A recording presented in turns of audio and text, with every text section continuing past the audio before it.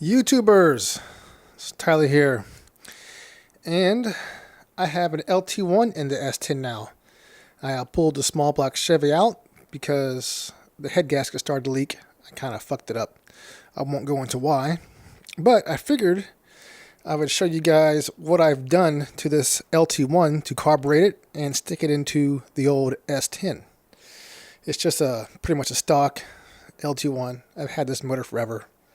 Has a LT4 hot cam in it, and it has a lot of compression only because it's 40 over. Like I said, heads have been shaved like twice. The block has been square decked twice. So this is probably one of the last times that this motor can be rebuilt and still actually cool on the street. So I'll first talk about the water pump. This is a cool water pump.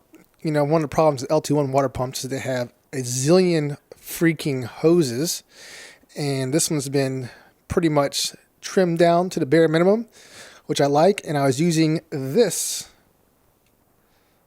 let me get a focus, this water pump right here from Tough Stuff. And I like the water pump because when I was looking at it, they made it universal for all cars, like, you know, Camaros, Impalas, and they made all the fittings where they're threaded, NTP threadings. And what I did was just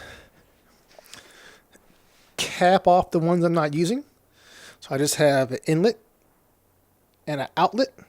It's reversed on the LT1. Reverse coolant heads. And I have my steam vent that goes right here to the inlet side. And right there, which used to go back to the radiator, I put my thermostat for the motor, so it makes it a lot more clean. And what else? I just have this kind of my rigged alternator. It's advanced auto parts stuff. I kind of made the bottom bracket right here, so you can see. I'll go into two things here. You can see that bracket.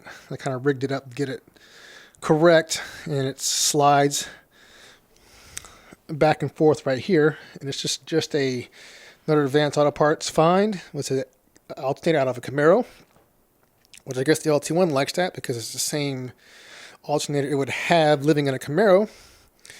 Made a little bracket right here so it wouldn't be too much play in it.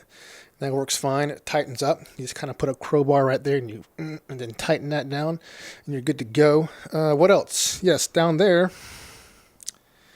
I made a pointer and some timing marks using timing tape because LT1s, they come fuel injected, not carbureted, and that's how I'm able to get my timing right there, which makes my life a lot easier. Just use your regular timing gun, you're good to go.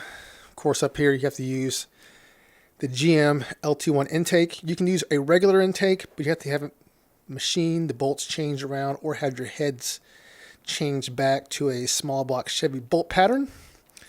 But this one works fine. This is not really a super, hot motor.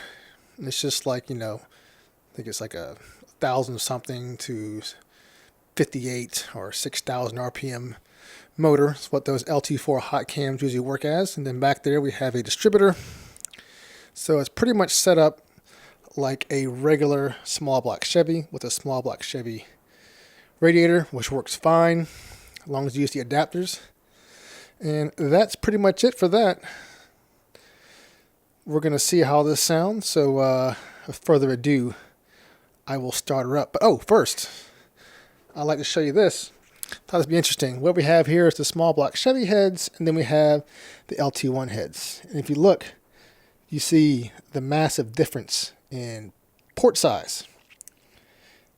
And that's why this small block Chevy that I had liked to live over 5,000 RPM, because of the cam intake and the huge runners of the head. So let's start the LT1 now.